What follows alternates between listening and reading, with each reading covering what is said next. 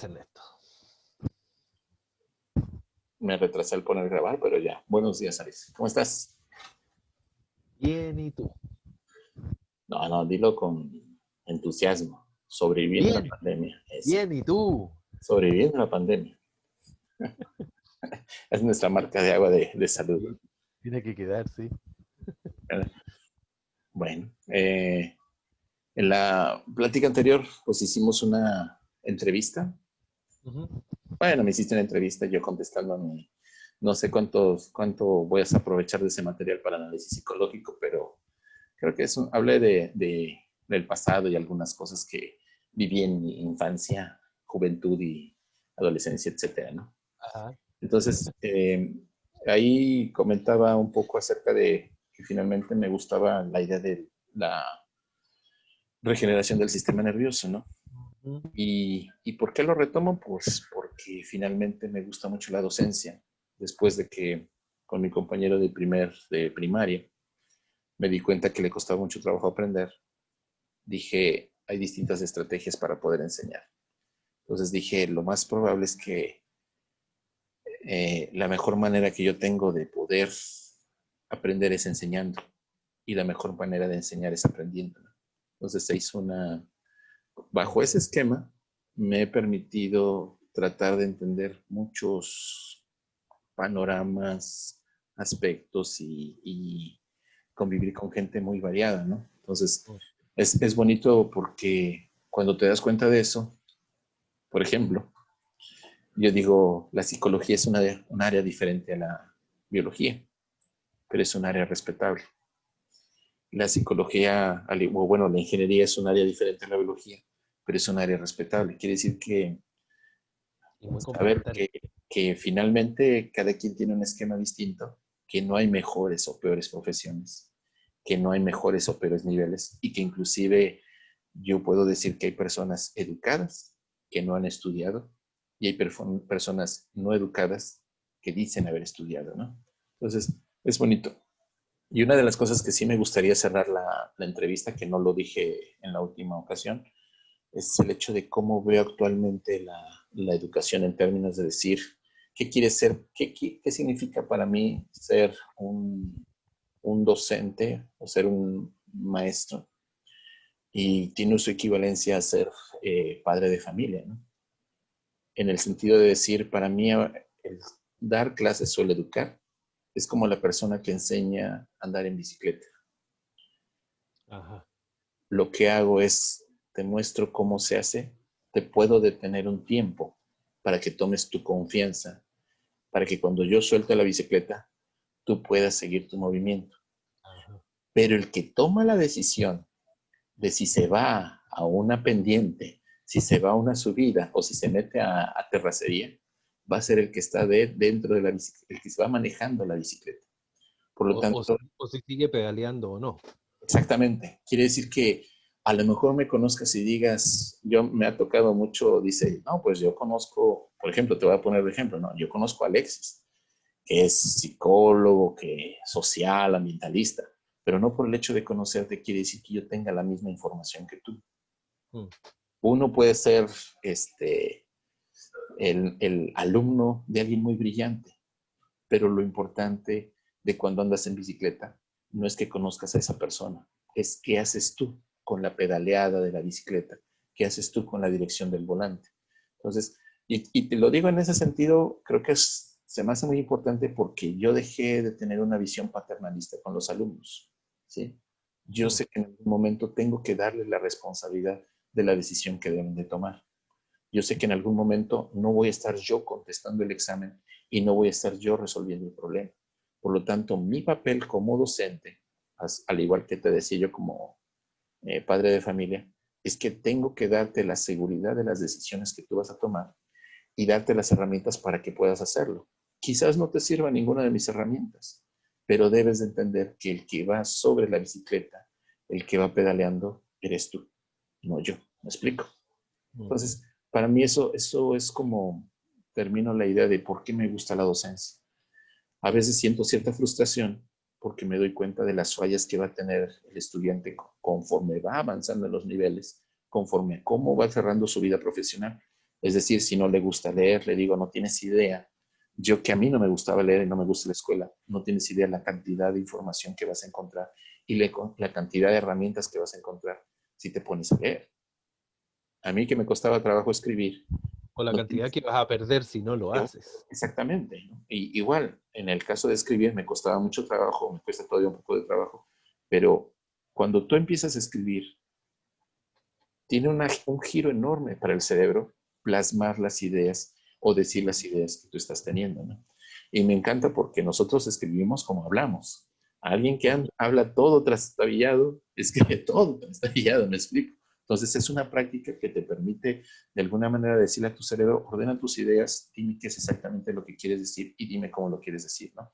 El cerebro es muy paciente al respecto, salvo el impulso, es muy desesperado, la emoción es muy desesperada, pero en esta vida, el que le dice al cerebro y a la emoción qué hacer, eres tú, el que está tomando el manubrio de la bicicleta. Y debo de enfatizarlo, ¿no? Digo que es una bicicleta porque tienes que mantenerte en movimiento, porque tienes que mantenerte pedaleando. De lo contrario, te vas a caer, de lo contrario, te vas a bajar de esa bicicleta. Y Sí, nadie va a tener la culpa de nada, de todo lo que sucede, más que tú. ¿Me sí, explico? claro. Sí, claro. Y el equilibrio no es, no es la estaticidad. No. El equilibrio es el permanente cambio y en ese permanente cambio hay que impulsarlo, hay que hacer algo Sí. para mantenerlo. En biología decían que era homeostasia. El término se modificó. Hablan ahora actualmente como alostasia, que hace Ujú, referencia a un equilibrio más dinámico, un equilibrio adaptativo, ¿sí? exacto. Es decir, de cambio. Vamos a poner pausa. Dame un minuto, ¿sale? Pausa. Entonces decía que bajo esa reflexión me gustaba la idea de dar clase, ¿no? Y una de las cosas que también he ido aprendiendo con respecto a la docencia es el hecho de que mis estudiantes, pues a veces no se dan cuenta de la panorámica que uno tiene, de la visión que uno tiene. Y me ha pasado muy frecuentemente, ¿no? Ahora, ¿cómo se llega a esas conclusiones? Además, yo creo que todo el mundo cuando hace prácticas y reflexión de lo que hace para mejorar las condiciones, pues obviamente que empieza a dilucidar ciertas cosas, ¿no? Yo soy una persona humanista, definitivamente me gusta, admiro al ser humano como tal y cuando doy clase veo a mis estudiantes y digo, es que tú tienes un potencial enorme. Quizás te cueste trabajo ahorita escribir, te cueste trabajo leer, pero confío, tengo creencia en que tú vas a poder desarrollarlo con el tiempo, ¿no? Entonces, me ha tocado el hecho de decir en qué confío. Pues te voy a dar una anécdota. En una ocasión están los maestros platicando acerca de que uno de los estudiantes dice, estoy por terminar mi carrera y me piden que haga un programa para un plan ambiental determinado, ¿no? Por ejemplo, no sé, una propuesta para el manejo de residuos en tal ciudad. Y dicen, es que tú estás muy chica para poder hacerlo, era una muchacha, tú estás muy chica para poder hacerlo, ¿no? Y entonces yo escucho los comentarios que tienen los compañeros y me da la impresión de que no confían en lo que estás haciendo por formación. O sea, si tú te pones las pilas, yo le terminé diciendo, mira, yo creo que sí lo puedes hacer y me rebatieron muchísimo, ¿no? Yo creo que sí lo puedes hacer un programa, pero tienes que invertirle tiempo y tienes que prepararte para poder hacerlo. Tampoco quiere decir que lo vas a sacar de la manga, ni tú solita por tu propia creatividad lo vas a sacar. Uno le da importancia a las referencias porque son las que te sirven para poder construir las cosas o para poder manejar conceptos o ideas, ¿no? Entonces, me dio mucha frustración el hecho de cuando vi que comentaban, que decían, es que tú no lo puedes hacer porque no tienes la experiencia, tú no lo puedes hacer porque nosotros lo hemos intentado y no ha salido. Por supuesto que cuando uno hace formación educativa, apuestas a que la persona que va a ser tu estudiante cuando egrese va a tener herramientas y motivación como para poder hacerlo. Traducido, yo tengo la idea de que estoy formando personas no con limitaciones ni capacidades, sino que estoy tratando de formar personas que utilicen criterio y pueden, ¿cómo se dice? Efectuarlo. ¿Sí? No estoy en la idea de que, pues te me vas a ir muy limitado y tienes que estudiar una maestría o tienes que... No, yo estoy pensando que si tú tienes la interés, tienes la fortaleza y tienes la motivación, la limitación es solamente tu distribución de tiempo y tu constancia. De ahí en fuera no creo que porque se te dificulte leer o porque se te dificulte escribir no puedes hacer algo. No, va a depender mucho de cuánto esfuerzo y motivación tengas para ello, ¿no? ¿Sí? Tampoco creo ¿Qué tan, que va qué por tan niveles. responsable te hagas, qué tan responsable te hagas del proceso también? Si el proceso no viene del cielo y no depende solo de tus maestros ni de los planes de estudio, está claro que en una formación de 4 o 5 años o más, nunca vas a tener todo el conocimiento para resolver todo lo que podría llegarte desde la disciplina. Y esa es otra de las cosas, ¿no? Que finalmente me he dado cuenta que muchas de las personas creen que todo el tiempo necesitas un guía o un asesor para efectuar cosas. Entonces no llegas a una autonomía. Estás generando una persona que no está completa. Entonces, creo yo creo que cuando dices tú, oye, ¿puedo hacer esto? Mira, depende mucho de visualízate y ve, pero también pon los pies en la tierra. Quiere decir que no porque hayas obtenido un título de licenciatura ya eres totipotencial, ¿me explico? Ni que por el hecho de que tengas muchas ganas de hacer algo lo vas a poder hacer. Hay que ir haciendo paso firme, Claro. pero va acompañado de lo real, ¿sí? Planificando en escala, Sí. paso a paso, peldaño a peldaño. Y si ves que no puedes en uno de los peldaños, dices, oye, es que sabes que necesitaba saber ruso, pero nunca estudié ruso, entonces tampoco quieres aprender en un año, aún con toda la motivación, todo el manejo del ruso como tal, ¿me explico? O sea, si hay que visualizar el hecho de que sí es cierto, eres potencial, pero también eres terrenal, no despegues los pies del suelo, ¿no? ¿Sí? Pero ¿de dónde sale todo este giro que estamos platicando? Pues precisamente cuando empiezo a apoyar en la coordinación de educación ambiental. A mí la educación ambiental me dio un giro enorme con respecto a lo que yo creía. Yo como biólogo decía, es que educación ambiental es para niños, es para escuelas, Mm, allá me parece es párvulos, ¿no? Entonces, sí, educación ambiental creo que va en ese sentido, ¿no? No, o sea, a mí el hecho de cuando se me muestra educación no concebida como formación profesional, me da un giro de 360 grados. Digo, mm, espérame, o sea, de pronto digo, yo hago caracterización de genes y yo hago electroencefalografía, espérame, educación te permite te permite mostrar el lado humano de la persona, te mm. permite mostrar el lado terrenal de la persona. Por eso es que cuando empecé con la idea de cómo se da la educación ambiental, me dio un giro tremendo, ¿no? Ahora, qué es lo bonito de la perspectiva de la educación ambiental? Primero, cómo lo insertaron en el TEC. En este caso, doctor Alejandro, me acuerdo que tiene propone la especialidad en ingeniería ambiental y al mismo tiempo propone la especialidad en educación ambiental, que es la razón por la cual llegamos a conocernos, ¿no? Mm, ¿Por qué esa visión? Porque resulta que lo ambiental, te estoy hablando de en el 2000, tiene una visión muy limitada para la gente, sobre todo para la industria. La industria dice, mm, ¿y qué me sirve lo ambiental? La ingeniería química dice, es que lo ambiental es aprender a barrer o levantar basura. ¿Sí? Entonces es una visión un tanto problemática y por supuesto solventada por mucha práctica docente, ¿no? Que decía, no, pues es que la ingeniería ambiental es lo mejor del planeta, ¿no? Hay áreas, ¿no? Bueno, si son puros ingenieros ambientales, perdón, si la ingeniería química es lo mejor del planeta, ¿no? Digo, bueno, si tienes una enfermedad, dudo que vayas con un ingeniero químico, ¿no? Tendrás que ir con la profesión respectiva, ¿no? Entonces, mm. había mucha práctica que no era de la forma adecuada o la visión adecuada. ¿Qué sucede cuando se da educación ambiental? Es mostrar la perspectiva o la visión de lo que sucede con el medio ambiente. No solamente es toda la tecnología para poder desarrollar o contrarrestar los efectos de la contaminación, sino habla de uno de los elementos más importantes y que se ve reflejado ahorita con la pandemia.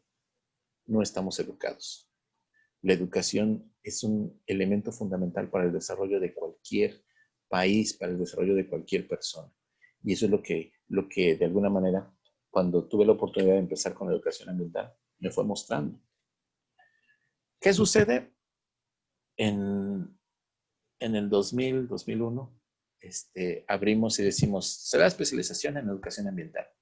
La tomo yo como estudiante y veo una materia que se llama psicología ambiental. Y yo dije, psicología, estoy familiarizado porque en algún momento la quise estudiar, tengo amigos psicólogos, etcétera, ¿no? Pero psicología ambiental, dije, entiendo ecología, entiendo ingeniería ambiental, tecnología ambiental, pero Le voy a psicología hacer, le voy ambiental, a hacer terapia a los árboles. sí, exactamente, o sea, que no sé si la hormiga me va a entender de lo pequeña que es y lo grande, el potencial que tiene como para que siga trabajando para la reina, ¿no? Pero A ver si llego al inconsciente de la hormiga. sí, y ahí está uno, mira hormiga que esto, ¿no? El problema es que cuando empecé a hacer eso con las hormigas me di cuenta que había una hilera enorme atrás de ella, entonces dije, nunca voy a terminar. Dije, entonces, ¿qué era psicología ambiental? Por supuesto que los especialistas en cada área tienen una visión distinta y es bonita la frase, es que uno desconoce lo que desconoce. Mm. Entonces, cuando dice uno, voy a hablar de un área en la cual no es mi área, no sé qué potencial pueda tener esa área. Por lo tanto, la educación me dice, bájale 3 rayitas a tu arrogancia y ponte a escuchar, aprende, para que puedas entender qué es. Y entonces se viene, tengo la oportunidad de tratar de contactar gente que pudiera dar la cátedra de las distintas materias que había. En algún momento, por ejemplo, tenemos desarrollo sustentable. Mm. Pedimos a un cubano que nos apoyara por la formación que tienen ellos. Pedimos también, dijimos, bueno, vamos a contactar por redes sociales, pues en ese tiempo por correo, ¿no? No eran las redes sociales como ahorita las tenemos, ¿no? Facebook en su tiempo no existía, por lo tanto era más difícil contactar a alguien que manejara el área y empiezas a ver currículums y demás y pues mandamos invitaciones y en algún momento creo que llegó la invitación, decimos, pues Alexis Audicio está trabajando, Envían una invitación, envían una solicitud a una red de educación ambiental chilena. sí, Y sí. eso, esa era una red por correo electrónico. Y en esa red yo era corresponsal en mi región. Y entonces era, además creo que era uno de los 2 o 3 psicólogos en la red a nivel nacional que participaba de esto. Y entonces veo que, bueno, después con un retraso por razones técnicas, eh, veo que están pidiendo a alguien que sepa de psicología ambiental. Así es. Y ahí es Y, donde yo contacto y pregunto qué necesitan, pensando en que a lo mejor buscaban algún tipo de asesoría o algo, ¿no? sí, sí. Y fíjate cómo son el asunto, ¿no? Finalmente nosotros, psicólogos ambientales, hay en México, o bueno, quienes practican la psicología ambiental. Uno desconoce lo que tiene en su tierra. Bien dicen que nadie es profeta en su tierra, ¿no? No digo que la culpa sea de ellos, que no, es que no difunden su información o cosas por el estilo, sino me doy cuenta que a veces no me doy cuenta, de lo mejor dicho, desconozco lo que hay en dentro de mi país o dentro de las prácticas. La cuestión es que no es mi área, por lo tanto yo no podía conocer si había un psicólogo ambiental en la UNAM, por ejemplo, ¿no? Que hay, y hay muy buenos reconocidos a nivel internacional. Ahí sí te digo que con la educación te vas dando cuenta de lo ególatra que puedes llegar a ser y decir, bájale para que puedas buscar localmente y reconozcas el trabajo que hacen los demás, ¿no? Cuando se entra a la red, pues obviamente que te contactan y ve la oportunidad que se tiene, ¿no? Tú vienes a dar práctica de psicología ambiental y mis compañeros, bueno, en ese tiempo los que estaban estudiando la especialidad, te dicen, es que la psicología ambiental en tu país es diferente, o sea, allá el ambiente lo tiene. Y tú dices, espera, el libro que tengo de base es el que se Es publicó en la mexicano. Ciudad de México, ¿no? Y todo así como, ¿cómo? Aquí hay. La respuesta es sí, sí lo hay, ¿no? Pero no se le ha dado ni la comunicación ni la difusión y no se ha Es más, comunicado no, entre áreas distintas, ¿no? no solo la hay, el desarrollo, la potenciación, el crecimiento de la psicología ambiental a nivel mundial surge desde España y desde México.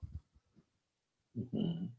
Cuando uno va a las bases de psicología ambiental, todos los autores principales, originales, son españoles y mexicanos. Ahora, Sí. ojo, yo no llegué a dar psicología ambiental. Uh-huh.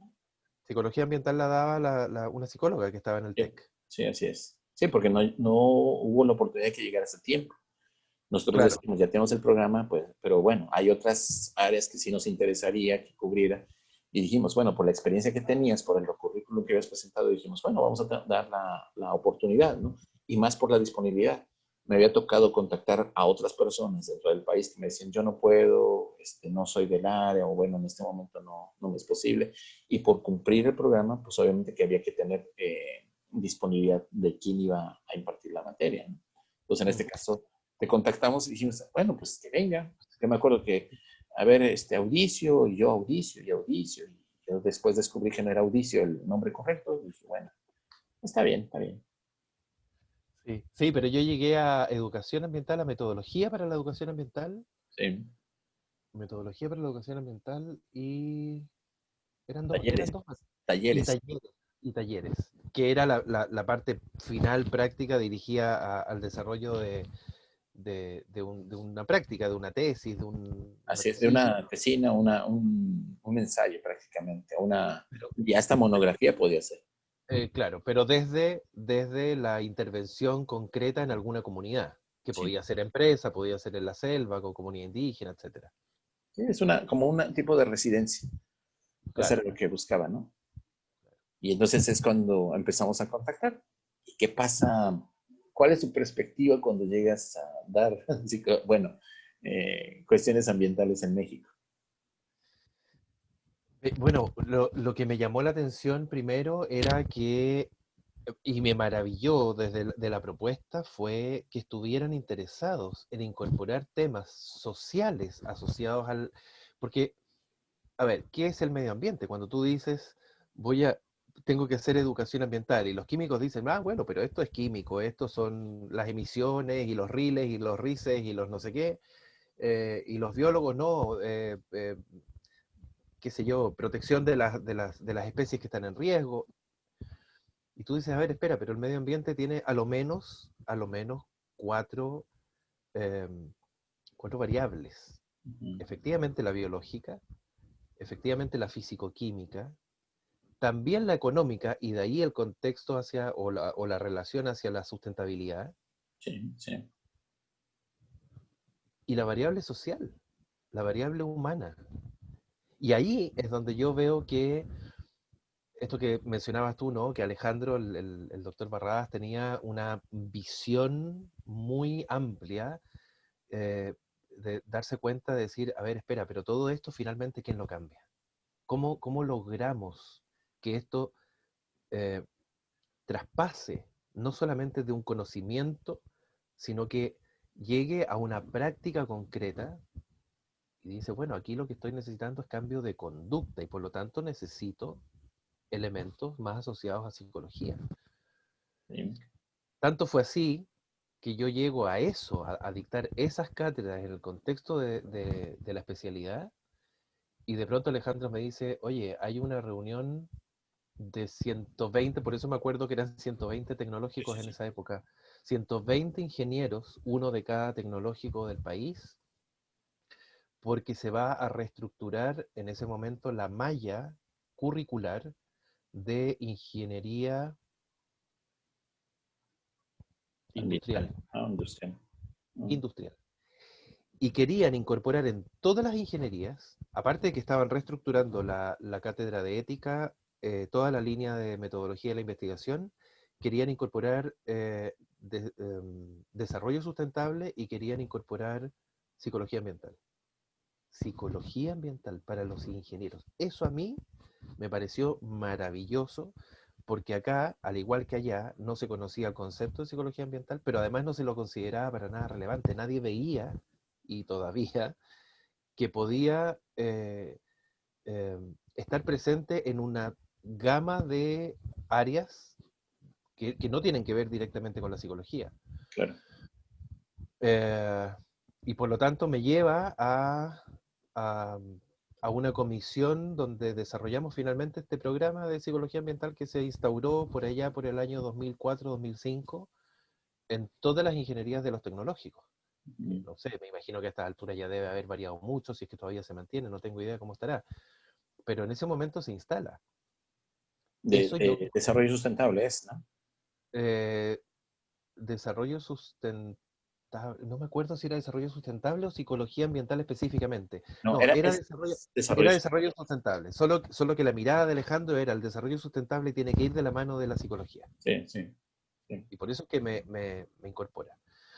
Eh, y básicamente lo que yo hago como propuesta es una asignatura de psicología ambiental.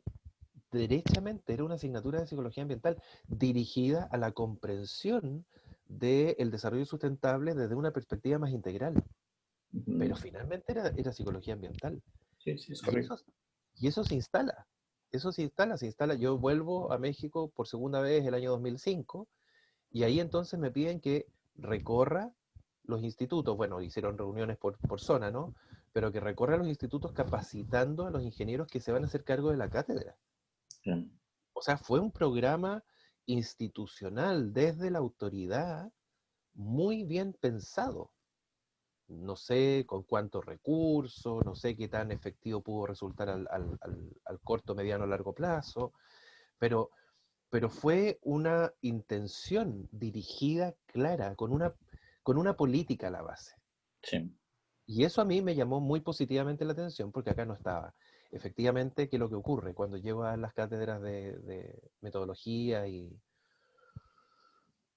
los talleres, como dices, ¿no? Los estudiantes me decían, oye, pero es que no, pero es que Chile, claro, claro, porque además en esa época estaba esta noción de que Chile era el país que tenía el mejor desarrollo en la región.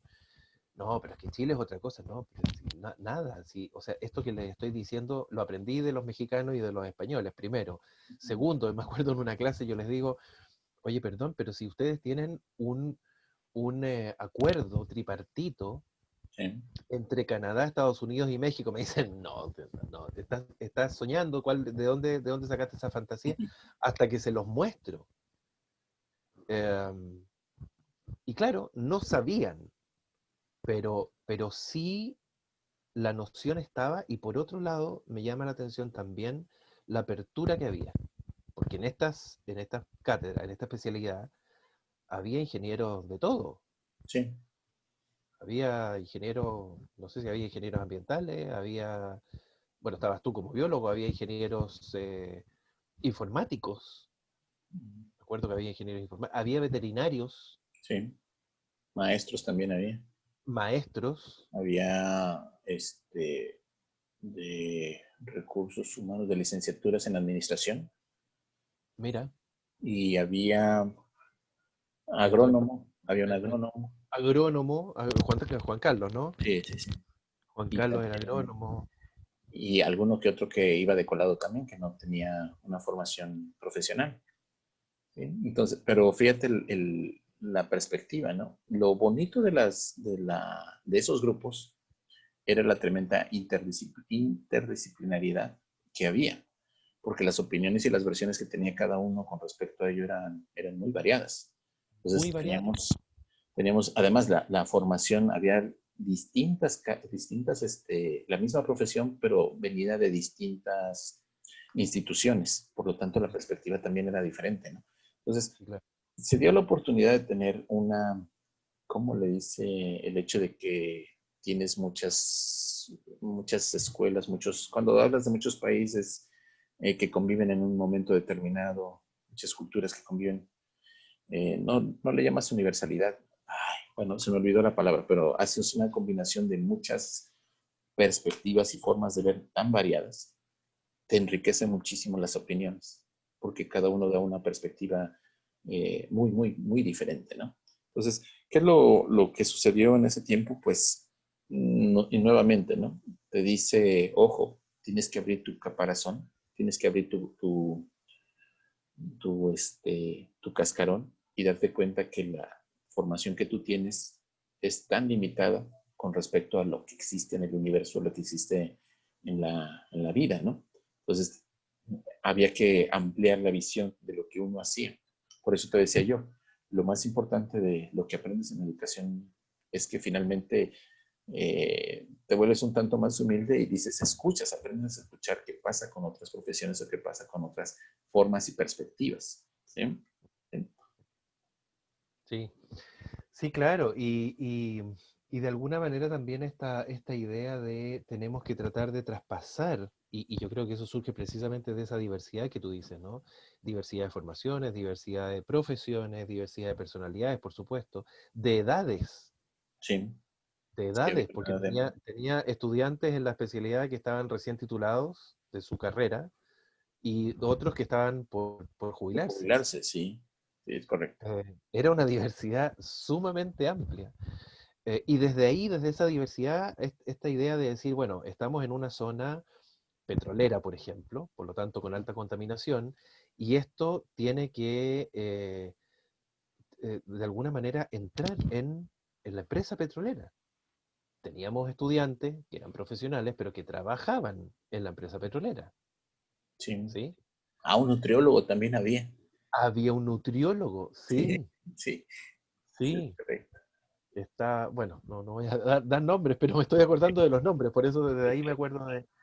em, el tema de trabajar, algunos que querían trabajar en ecoturismo, por ejemplo, También. con una diversidad biológica que tienen ahí en la región de las selvas, precisamente, Sí, sí, eh,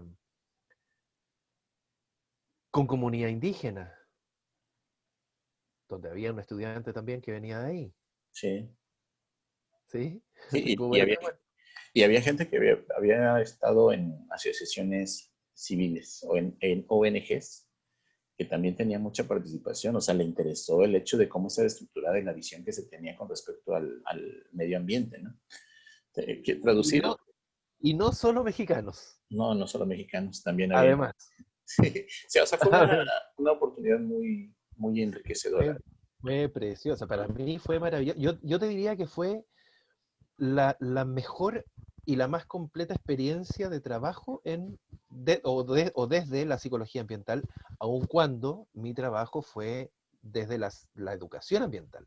Claro, Pero educación ambiental que yo la tenía incorporada y la tenía eh, eh, focalizada eh, con elementos de psicología ambiental. sí, Pero no era un trabajo de psicología ambiental propiamente tal. sí. Ahora, lo que sí es que no ha tenido el auge que debería. Siempre, siempre va a faltar. Mira, una de las cosas que también se puede observar con los programas de educación, sucede lo mismo que ahorita con el COVID y lavarse las manos, ¿no? Tienes que Ujú. estar reiteradamente.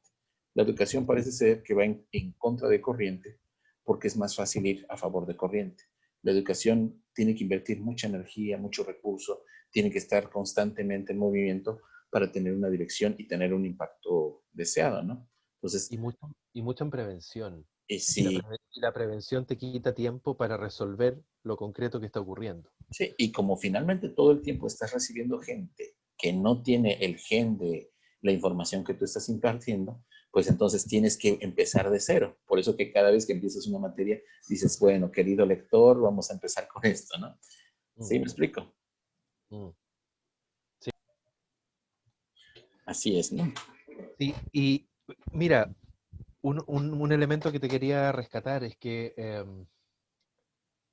aparte de la diversidad profesional, personal, etcétera, que ya la hemos mencionado, México, México es un país muy similar a Chile, en el sentido de, desde la forma, claro que México multiplicado por 5 hacia el costado, Sí, sí, pero en cantidad de kilómetros de norte a sur y con la vueltecita ahí de la península, yo creo que más o menos andamos similares. Eh, Tal vez lo único que ustedes no tienen son nieve y ¿cómo se llama? Y glaciares de hielos eternos. glaciares, nieves sí, glaciares no, porque hay unas Bueno, zonas donde son altas. claro, claro. Pero en el resto, eh, con características obviamente propias, la selva mexicana es totalmente distinta a la selva chilena por el tema climático. Desiertos, costa, ustedes tienen costa hacia los dos lados, no tienen la cordillera, pero bueno. Um, entonces también era muy atractivo poder ver cómo se podía traducir esto en un programa que de alguna manera yo decía, bueno, esto se podría hacer perfectamente en Chile también. Y sin embargo, no estaba el espacio, no estaba. Y no está todavía. ¿A, a cuánto? ¿A 20 años? Sí. A casi 20 años. Ya 15 años de eso. Eh, por lo tanto, fue una perspectiva muy, muy bonita. Yo creo que fue de las experiencias, definitivamente en el ámbito, en el tema ambiental, eh, yo creo que fue la experiencia más significativa que he tenido. Am, Desde lo personal, conocer gente, conocer lugares, eh, cuando íbamos a la selva y yo me largaba a recorrer y a meterme por ahí entre pastizales y cosas y cascadas, y después tú me decías, ah, se me había olvidado comentarte que aquí hay una serpiente que... Que es venenosa. Maldito. Y lo disfrutabas. No, no es que lo disfrutara, es que era circunstancial. ¿Sabes? Si yo veo que hay peligro, que mejor que hacer broma al respecto y no preocuparte, ¿me explico? ¿Qué tal si te digo, hay una serpiente que capaz nunca viste una serpiente peligrosa, no te pasó absolutamente nada y entonces, ¿qué ibas a hacer? ¿Disminuir el aprecio de la naturaleza? No, o sea, Obviamente, sí, ¿no? claro. No es lo mismo que ves todo temeroso a que digas, ah, aquí me meto, me gusta, veo aquí y allá. Mientras yo iba revisando, sería un bicho abajo o algo por el estilo, me explico. Ya si te dijera, quítate de ahí porque está la cascabel ya, o la nauyaca, hasta un lado. ¿Ves esa arañita que está por tu cuello? Pues Claro. es Cuando del estábamos rincón o es de las bananas aquí en en Brasil. cuando íbamos pasando de pronto por los manglares, también unas arañas Pero no preciosas. hacían nada, ¿no? Esas inofensivas, afortunadamente. Sí, Sí, por claro, eso te digo pero que ahora como que digo, ¿no? Pues mira, esa araña que tienes en el cuello, ah, pues es del rincón, ¿no? Es la violinista, ¿no? No, es un sí, poco claro. peligrosa, no te preocupes. Entonces sí, sí, el chiste era que disfrutaras estar sin tanta preocupación, ¿me explico? Sí, claro. No es lo Así mismo que que te nada, cuidado con eso, ¿no?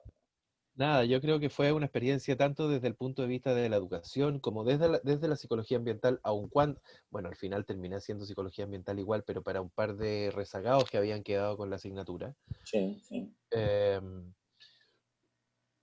pero aún así fue una experiencia desde la psicología ambiental, desde la psicología social, el tema de tener contacto eventualmente, no fue que trabajara exclusivamente, pero tener contacto con comunidades indígenas, por ejemplo, Sí. que allá están muy presentes, que son mucho más, aun cuando también percibí mucha queja del pueblo mexicano respecto de, es que aquí a nuestras comunidades ancestrales no se les da el respeto.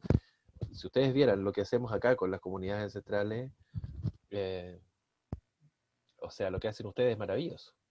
No, ni digas, no, no puedo decirte tan generalizado, pero sí, se han hecho cosas, porque también tenemos nuestros bemoles al respecto. Sí, Sí, por eso te digo, yo me acuerdo que también se quejaban de eso, sí, sí. pero, pero acá es ni un 10% de lo que ustedes consideran a los pueblos originarios.